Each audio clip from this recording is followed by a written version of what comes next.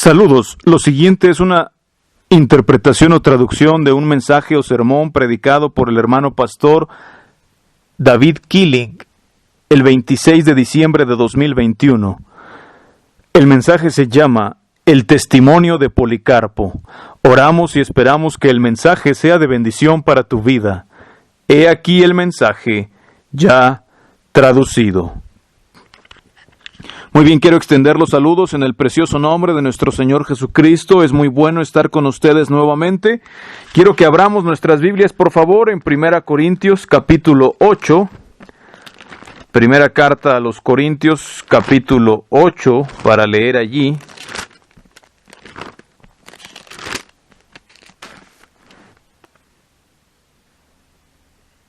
Antes de eso vamos al Señor en oración.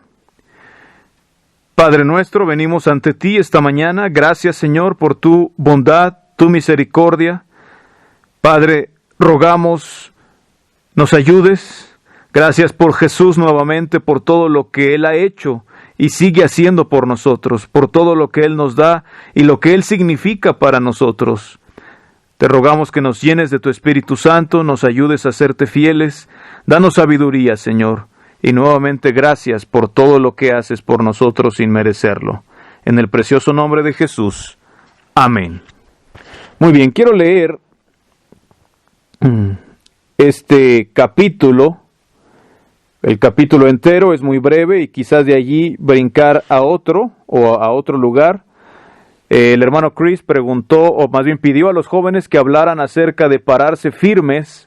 Y quiero hablar acerca de eso, de pararse firmes, pararse por la verdad, pararse por sus convicciones, pararse por algo. Pero quiero hablar de ello en una manera un poco diferente. Muchas veces cuando pensamos en pararnos firmes por algo, ¿verdad? A algunos les parece un pensamiento ofensivo. Algunos quizás interpretan que deberíamos estar gritando, enojados, ¿verdad? Groseros, rudos contra todos. Pero quiero hablar de cómo pararnos firmes por algo, ¿verdad? Pero no dejarnos consumir por ello. Y al mismo tiempo poder reflejar a Cristo, ¿verdad?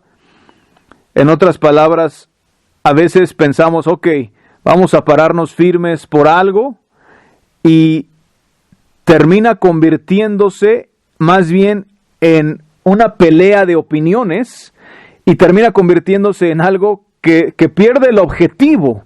Sí, he estado con personas, he visto personas que quieren asegurarse, ¿verdad?, de que todo mundo conozca su opinión, ¿verdad? Y piensan que al hacer eso están siendo fieles.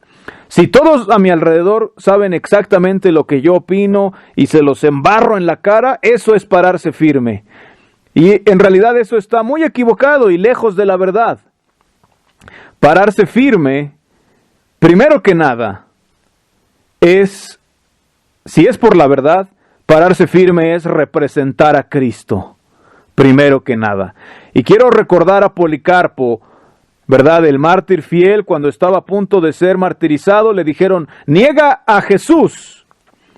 Y él dijo, ¿verdad? Lo iban a matar, lo iban a asesinar, ¿verdad?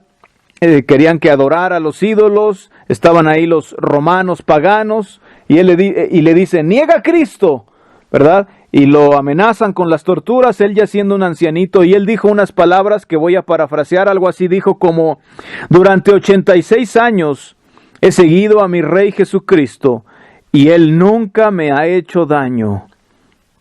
¿Cómo podría yo negarlo ahora y dejarle de ser fiel? Eso es pararse firme hasta la muerte, ¿sí? En otras palabras, Él pudo haber gritado, enojado, Él pudo haber ido y destruido sus ídolos, ¿verdad? Golpearlos con un mazo y lanzarlos al piso, ¿verdad? Él pudo haberlos acusado de decir, asesinos, van a asesinar a un anciano indefenso que soy yo, ¿verdad? Pero no hizo eso. Él dijo tranquilamente y con mansedumbre, he servido a mi Señor y Rey Jesucristo por 86 años y Él me ha sido fiel. Yo ahora le seguiré siendo fiel y no lo voy a negar. Ese es el espíritu, esa es la actitud de Jesús. que se manifestó en discípulos como Policarpo. Es un espíritu que deberíamos todos cultivar. El poder pararnos firmes, pero sin tener que consumirnos en el hecho, como dije al principio, ¿verdad? A veces cuando nos sentimos ofendidos, ¿verdad? Pensamos que, la única manera de pararme firme es si me enojo acerca de este asunto, ¿verdad? Recuerdo que yo antes escuchaba a un predicador cuando empecé a seguir a Cristo, escuchaba a algún predicador que dijo, mira, antes de predicar, enójate con algo para que cuando pases al púlpito puedas predicar con mucha energía, ¿verdad? Y con enojo, y que realmente te pares firme. Pero no se trata de eso, ¿verdad? De hecho, lo triste aquí es que para que la gran mayoría de la gente, como no es firme, precisamente necesitan estar enojados o molestos o con las emociones revoloteadas antes de ponerse firmes a favor o en contra de una posición. Entonces tienen las emociones y las ideas y los motivos totalmente equivocados, anticristianos, no son del Espíritu de Cristo, ¿verdad? Y aunque luzca como que sí, se está parando por algo, si lo que te está provocando es que te enojes, ¿verdad? O si se necesita que estés enojado antes de poder ser firme, de eso no se trata. Mira a Jesús, mira a Esteban, mira a los mártires, mira a Policarpo, mira la Biblia. Todos estaban llenos de perdón, de misericordia, de amor, cuando la gente les estaba haciendo algo malo, ¿verdad? Pero a menudo nosotros nos sentimos ofendidos, lastimados. Tenemos compasión de nosotros mismos, o enojados y molestos, somos groseros, y pensamos que eso es ser firme. No. O sea, podemos pararnos por algo, pero de una manera totalmente equivocada, ¿verdad? Hay gente que se para firme por los principios comunistas, están listos para pelear, matar y morir por ellos. Pero es algo mundano, es algo terrenal y algo equivocado además. Entonces, cuando se trata de vencer, cuando se trata de triunfar sobre nuestros enemigos y sobre aquellos que están en contra de nosotros, se trata de ser capaces de mantener esa relación con el Señor Jesucristo y mantener al Espíritu de Jesucristo en todas estas cosas, en vez de sentirte todo estimulado con emociones. Vamos a leer aquí 1 Corintios capítulo 8, dice así el apóstol Pablo: en cuanto a lo sacrificado a los ídolos, sabemos que todos tenemos conocimiento. El conocimiento envanece, pero el amor edifica. Esa declaración tan sencilla justo aquí, ¿verdad? Dice, acerca de lo sacrificado a los ídolos, sabemos que todos tenemos conocimiento. Y luego añade una frase: el conocimiento envanece y te hace arrogante, pero el amor edifica. Y eso es lo que sucede muchas veces. La raíz de ese enojo, la raíz de pararse firme por una postura, ¿verdad? Y de querer asegurarnos que todos sepan lo que pienso, no es más que el orgullo. Es estar envanecidos, es sentirnos por encima de los demás. El conocimiento te hace arrogante. Y la gran mayoría de veces que nos paramos firmes, lamentablemente está basado en la arrogancia, en estar envanecidos, en la soberbia, porque pensamos que sabemos algo mejor, o algo más, o algo de una manera mejor explicada que todos los demás hermanos o seres humanos, ¿verdad? Sin embargo, aquí dice, pero el amor edifica. Verso 2. Y si alguno se imagina que sabe algo, aún no sabe nada como debe saberlo. Pero si alguno ama a Dios, es conocido por Él. Qué sencillez, pero qué bendición de estas palabras. ¿Saben? Cuando nos sentimos ofendidos, ¿verdad? O cuando nos sentimos molestos porque alguien fue en contra de nosotros o de nuestras opiniones, ¿verdad? Y nos sentimos ofendidos porque pensamos que sabemos algo, que somos sabios en nuestra propia opinión. La Biblia dice, si tú crees saber algo, no lo sabes como debes saberlo.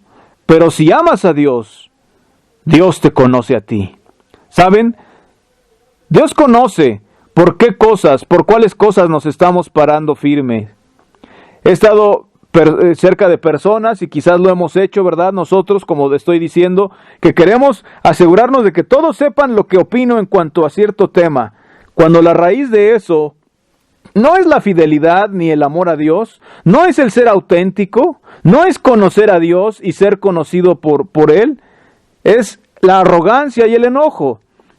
No tienes que hacerle saber a todos. Dios te conoce, Dios sabe en dónde estás parado, y aunque los demás lo sepan o no, Dios sabe si tú estás firme. Si alguno ama a Dios, es conocido por Él. Si alguno ama a Dios, Dios lo conoce. Queremos que todos conozcan lo que creemos. Queremos que todos conozcan que, estoy firme en este tema, ¿verdad? Vivimos en un mundo donde las cosas se están desquebrajando, ¿verdad? Están siendo abandonadas los principios, y entonces tratamos de demostrar y de tomar estas precauciones, ¿verdad? Como no queremos deslizarnos como el mundo, queremos estar firmes, y entonces, bueno, vamos a proclamar, vamos a hacer una guerra, ¿verdad? Y lo que sucede lamentablemente es que terminamos sintiéndonos molestos u ofendidos. Y entonces, pronto, ahora lo que importa es pararse firme, en vez de que lo importante sea conocer a Dios y ser conocido por Él. Y también terminamos arrastrados en el mundo, solo que en otra dirección. Y pensamos que estamos haciendo algo espléndido, o importante, o excelente, en vez de amar a Dios y ser conocido por Él. Allí se encuentra la paz, allí se encuentra el descanso, cuando conocemos a Dios y cuando amamos a Dios y cuando sabemos que Él nos conoce. Y no necesitamos esas cosas extra para causar una efervescencia en nosotros, ¿verdad? A veces me han preguntado, ¿verdad? O algunos de ustedes quizás les han preguntado, bueno, ¿con qué otras iglesias tienen afiliación, verdad? Y en dónde hay más iglesias asociadas con ustedes, ¿verdad? ¿Y quién es parte de su otro grupo? Y bueno, surgen preguntas, ¿verdad? Y generalmente yo contesto, bueno, estamos abiertos a tener comunión y compañerismo con cualquier hermano verdadero, pero la verdad es que no conocemos a tanta gente que esté dispuesta a tener comunión y compañerismo con nosotros, ¿verdad?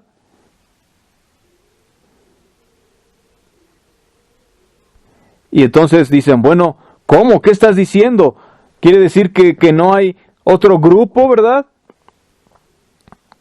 O sea, ¿no tienen ustedes una denominación donde pertenezcan a un movimiento grande, donde haya muchas iglesias con las que puedan tener comunión? ¿Verdad? Y pienso que a veces una de las razones por las que las personas sienten la necesidad de pertenecer a algo grande, a un movimiento o denominación grande que tenga muchas iglesias en varias partes del mundo y que tenga un nombre detrás de ello y una organización y representantes y todo, es porque están perdiendo de vista este principio, lamentablemente.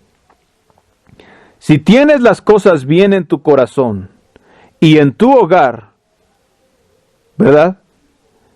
Entonces, ya no tendrás hambre de todas esas cosas allá afuera, de pertenecer a algo grandísimo, ¿verdad? Que te hagan lucir como que, somos una denominación grande, con dinero, con iglesias, con misiones, con muchas cosas, ¿verdad? O con mucha historia, ¿verdad? Con mucha historia, con muchas tradiciones. Por ejemplo, en una familia, ¿verdad? Si el esposo y la esposa de verdad están cumpliendo cada uno con su papel, no necesitan impresionar a otros, no necesitan poner un espectáculo mostrando o demostrando, ¿verdad? Probando como que, probándole a todo mundo que, mi esposa y yo sí nos llevamos bien, nos amamos mucho, ¿verdad? No, porque si de verdad está el ancla del amor y es auténtica, No necesitan demostrárselo a nadie. Basta, como dice aquí, ¿verdad?, con amar a Dios y ser conocido por Él. Y si amas a Dios y Dios te conoce, ese es un ancla, esa es una roca sólida con la cual puedes estar contento y tener paz, sabiendo que estás del lado de Dios y Dios está de tu lado, y entonces no necesitas demostrárselo a nadie, ni necesitas hacer una gran espectáculo de esto, ¿verdad? Y hay mucha paz en esto, ¿verdad?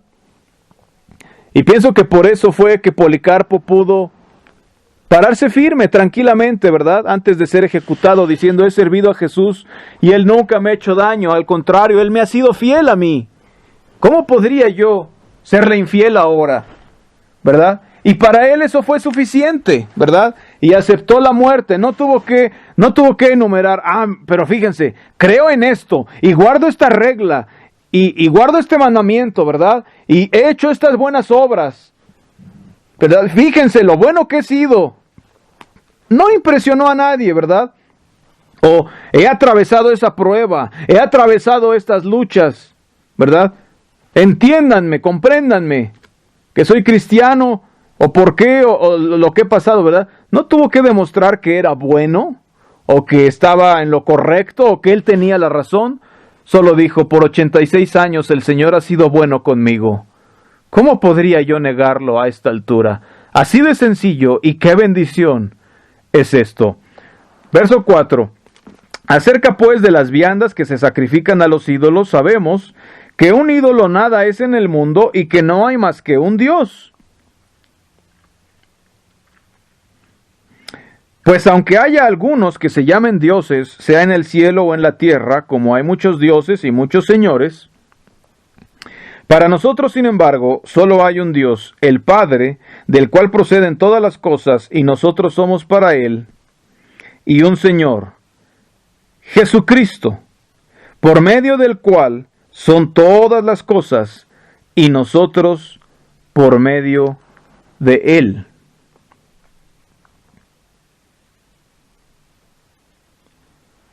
Dice, ¿verdad? Entonces, acerca de esas carnes que se sacrifican a los ídolos, dice: un ídolo nada es. O sea, no existe realmente. Es una ilusión, es una mentira, ¿verdad? Recuerdo cuando estuve compartiendo el evangelio en las Filipinas, ¿verdad? Una de las cosas que sucedían allá es quizás un poco ajeno y distinto a nuestra cultura, ¿verdad? Pero había criados y sirvientes, ¿verdad?, que estaban viviendo en Hong Kong, ¿verdad?, que fueron traídos o llevados a Hong Kong como sirvientes, ¿verdad?, y les dieron un pequeño cuartito donde vivir diminuto, y les daban raciones de comida, ¿verdad?, raciones pues que se les presentaban, ¿verdad?, y a veces esas raciones de comida habían sido ofrecidas a un ídolo. Y algunas de estas personas o hermanas, ¿verdad?, a las que yo les estaba compartiendo, y hermanos, trabajaban como criadas y se les daba comida que había sido ofrecida a una estatua, a un ídolo, ¿verdad?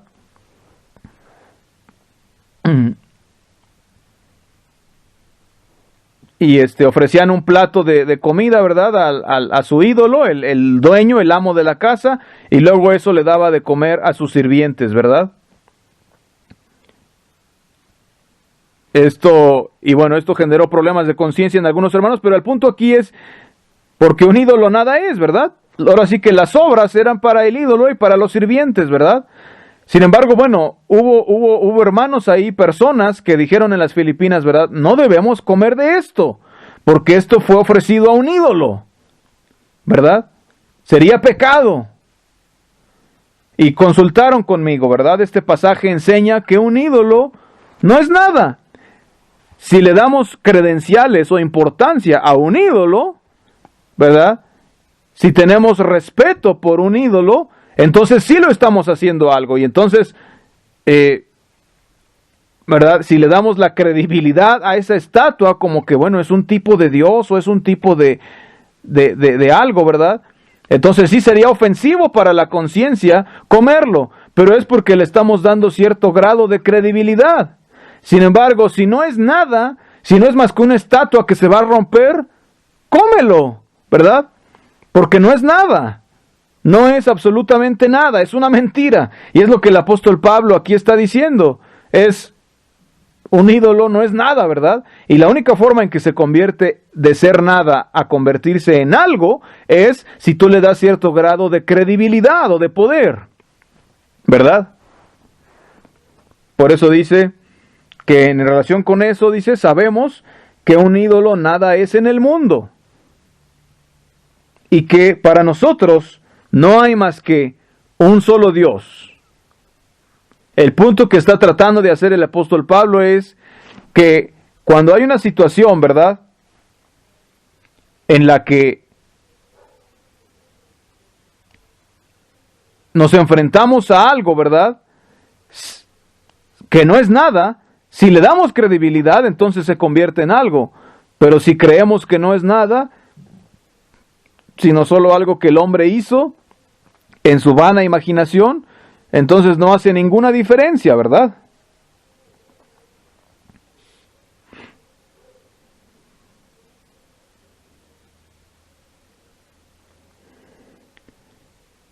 Y a alguna persona, ¿verdad?, con la conciencia muy sensible podría decir, bueno, pero entonces ¿qué? Como que estás permitiendo la idolatría o estás permitiendo algo, ¿verdad? Y no promuevo nada de eso, simplemente no le estoy dando credibilidad a ese ídolo, a esa estatua, porque no es nada. Vamos a seguir, verso 7. Pero no en todos hay este conocimiento, porque algunos, habituados hasta aquí a los ídolos, comen como sacrificado a ídolos, y su conciencia, siendo débil, se contamina. Si bien la vianda no nos hace más aceptos ante Dios, pues ni porque comamos seremos más, ni porque no comamos seremos menos. Pero mirad o tengan cuidado que esta libertad vuestra no venga a ser tropezadero para los débiles. El corazón de lo que está compartiendo el apóstol Pablo viene del versículo 3, amar a Dios y ser conocido por Él. Y entonces no se trata de que en este asunto en particular donde hay duda, lo voy a hacer o no lo voy a hacer. Se trata de preguntarme, ¿voy a permitir que mi pararme firme por una postura se convierta en un tropezadero para los débiles? ¿O voy a molestarme y a enojarme y decir, pues ahora me paro firme en esto y aunque ofenda las conciencias de los demás? ¿Verdad? O sea, voy a querer estar tan en lo correcto y tener la razón como para que eso ofenda a mi hermano. ¿O voy a permitir que esto no haga una barrera entre él y yo? No se trata de que si yo me siento ofendido, no se trata de eso, porque si yo soy el que me siento ofendido, entonces se trata de mí, ¿verdad? Y entonces esto de los ídolos es un ejemplo que fue muy común en ese tiempo de la Biblia, ¿verdad? Pero puede tomarse con muchas, ¿verdad? Tristemente, cuando pasan cosas así, yo me siento ofendido y ya no se trata de Dios, ahora se trata de mí.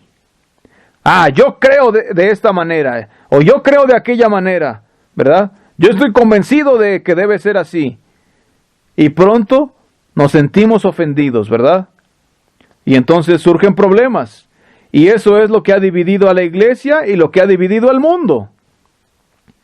La gran mayoría de las divisiones en la iglesia son porque alguien se ofendió en algún punto del camino.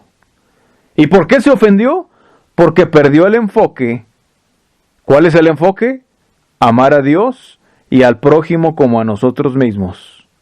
Y ser conocido por Dios. El hecho de poder pararnos firmes por algo que Dios nos ha pedido hacer, no es porque estoy tratando de obligar a otros a que ellos actúen igual o a que lo acepten, Sí, cuando repaso las veces en mi vida que me he tenido que parar firme por algo, más bien me he tenido que parar firme muchas veces cuando alguien más me quería obligar a hacer otra cosa distinta y tuve que tomar una decisión si iba a quebrarme y hacer lo que Dios me pedía o hacer lo que esta persona me pedía. No se trataba de que yo dijera, creo esto, y el que no lo crea como yo, está mal, y estoy enojado con todo aquel que no crea igual que yo, ¿verdad?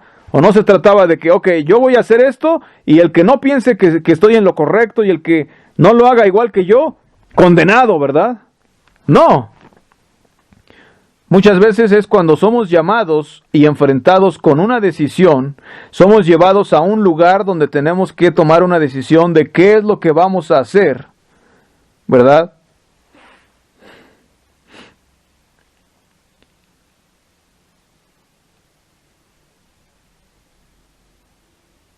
Y muchas veces se trata de una persona que quiere obligarte a hacer algo que no podrías hacer, porque Dios no te lo permite.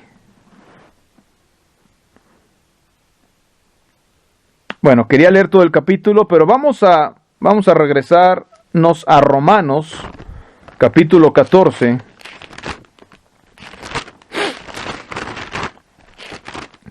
Romanos, capítulo 14.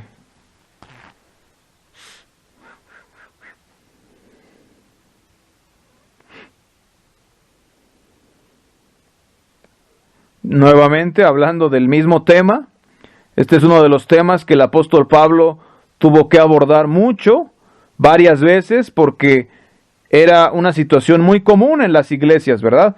Romanos 14:1 dice, recibid al débil en la fe, pero no para contender sobre opiniones, porque uno cree que se ha de comer de todo, otro que es débil come legumbres. El que come no menosprecia al que no come, y el que no come no juzgue al que come, porque Dios le ha recibido.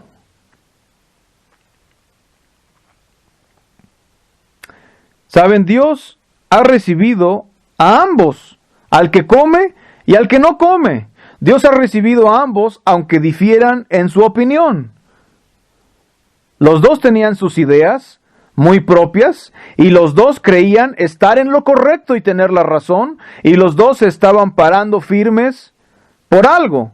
Pero aquí el problema y el tema y la cuestión era mucho más profunda que solamente el tema de lo que estaban haciendo sobre la sacrificado a los ídolos y la carne y todo eso, ¿verdad?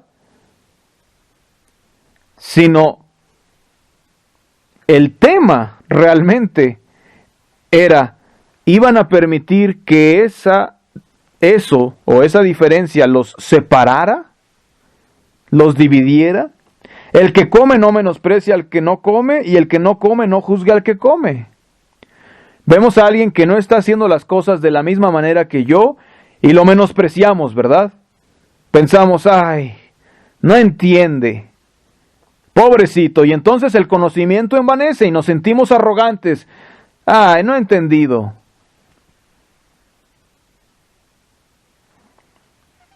Y el que no come no juzga al que come, porque Dios le ha recibido. Verso 4. ¿Tú quién eres que juzgas al criado ajeno? Para su propio Señor está en pie o cae, pero estará firme, porque poderoso es el Señor para hacerle estar firme. Y aquí viene de lo que hemos estado hablando y estoy predicando esta mañana. Estar firme no necesariamente se trata de lo que yo voy a hacer, y menos se trata de lo que mi hermano está haciendo. Estar firme se trata de cómo es mi actitud hacia mi hermano. Y ahí es donde fracasamos en estar firmes muchas veces. La gente se para firme, como dije al principio, por muchas cosas. Pueden ser cosas hasta mundanas, hasta pecaminosas, hasta equivocadas. Y he visto personas, y es asombroso esto, ¿verdad? Cuán equivocados pueden estar cuando están en lo correcto, ¿verdad? Cuando tenemos la razón y estamos en lo correcto, nos volvemos arrogantes, nos envanecemos, nos llenamos de soberbia. Pero eso puede estar tan equivocado y estar tan mal y fuera de razón, que aún teniendo la razón, estamos en lo equivocado. Y es lo que el apóstol Pablo nos quiere mostrar aquí. ¿Quién eres tú para juzgar al criado ajeno? Es una declaración muy severa, muy fuerte. Es una pregunta retórica intensa del apóstol Pablo, ¿verdad? El apóstol Pablo se estaba enojando, pero no se estaba enojando por el tema de que los ídolos sacrificados, o las verduras, o la carne, o esos temas, o guardar el sábado, o no. El apóstol Pablo se estaba enojando, diciendo, ¿y tú quién eres para juzgar al criado ajeno? Para su propio Señor está en pie o cae, pero estará firme porque poderoso es el Señor para hacerle estar firme. Cuando empezamos a nosotros ponernos en el lugar de jueces, ¿verdad? Estamos quitando a Jesús de su trono de juicio y nos estamos sentando nosotros allí. Ese es el gran problema con esto, ¿verdad? O sea, aquí lo grave no solamente es porque estás menospreciando o juzgando a alguien por la opinión que difieren contigo, sino que lo peligroso es que estás tomando el lugar que solamente le corresponde a Jesús, el lugar de juez. Verso 5, uno hace diferencia entre día y día, otro juzga iguales todos los días. Cada uno esté plenamente convencido en su propia mente. El que hace caso del día, lo hace para el Señor. Y el que no hace caso del día, para el Señor no lo hace. El que come para el Señor come porque da gracias a Dios. Y el que no come, para el Señor no come y da gracias a Dios. Porque ninguno de nosotros vive para sí y ninguno muere para sí. Aquí dice una persona, ¿verdad?, estima un día más que el otro, y otra persona, para ella todos los días son iguales, ¿verdad? Tal como en los otros temas, nuevamente un día se convierte en un día sagrado solo porque nosotros lo hacemos sagrado, solo porque le damos esa credibilidad o esa facultad, ¿verdad? Se convierte en una situación porque nosotros la fabricamos. Pero si nos molestamos y nos ofendemos sobre eso, ¿verdad?, porque una persona sí guarda un día o porque una persona no guarda un día, el problema no es el día. El problema somos nosotros.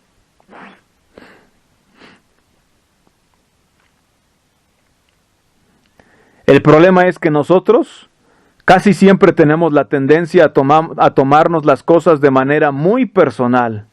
Muy, pero muy personal a veces. ¿Y por qué nos la tomamos tan personales? Pues tristemente porque muchas veces se trata más de nuestras cosas, de que esa opinión es más mía que por causa de Cristo. El ejemplo que puse al principio, Policarpo, era algo del Señor. Lo único que pudo hacer fue agradecerle al Señor por su gran fidelidad y decir, yo también voy a serle fiel. Pero si en vez de tratarse del Señor se trata de mí, nos vamos a enojar, lo vamos a querer defender y va a terminar mal. Por eso hay que asegurarnos de que mantengamos al Señor en el lugar que le corresponde, en el lugar apropiado. Si tienes una convicción, que esa convicción sea por causa del Señor. Si tienes una firmeza o una cosa X, que sea del Señor y no tuya. Cuando es del Señor, no hay motivo para enojarte acerca de ello. Él se va a encargar de ello.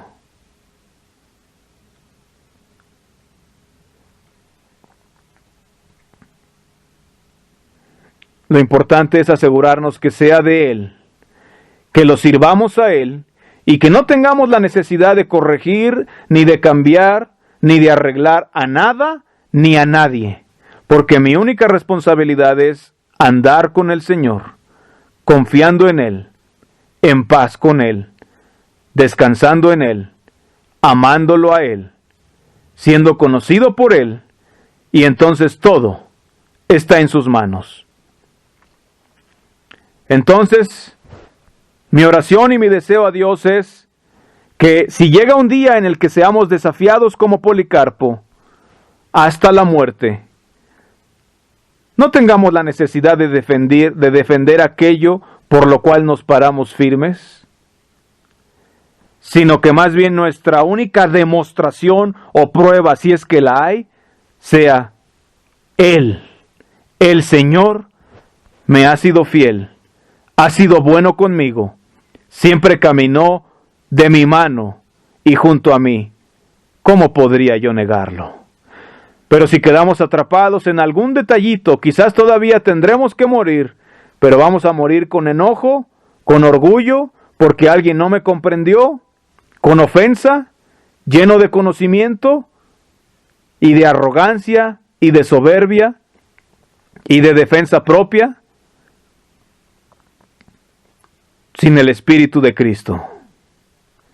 Que el Señor nos ayude a aprender y a vivir estas cosas, a aprender de estos ejemplos de aquellos como Policarpo que han sido fieles antes que nosotros. No tenían nada que defender al morir, excepto la fidelidad del Señor. El Señor me ha sido fiel. Esa es nuestra tarea. Que Dios les bendiga y que Dios bendiga su palabra.